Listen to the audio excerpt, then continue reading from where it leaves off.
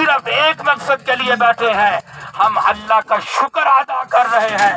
یا اللہ تیرا کروڑ بار شکر ہے کہ تو نے ہمیں اپنا محبوب عطا کر دیا۔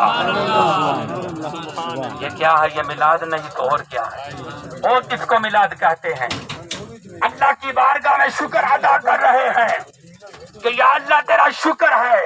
میرے آقا نے یہ نہیں فرمایا صحابہ تم نے تو شرک کر دیا، صحابہ یہ تم نے نیا مسئلہ کہاں سے نکال دیا، یہ تو بدعت ہے، یہ تو شرک ہے، بلکہ میرے آقا نے فرمایا اگر حدیث کے الفاظ نہ ہو میں ذمہ دار ہوں۔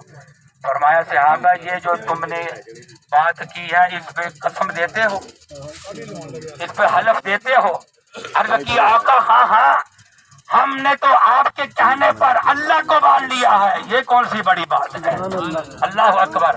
میرے آقا نے فرمایا پھر حلف دو، قسم دو کہ تمہارے بیٹھنے کا مقصد آج نماز کے مسائل پر گفتگو کرنا نہیں تھا، دیگر اعمال پر گفتگو کرنا مقصد نہیں تھا، تو قسم دو۔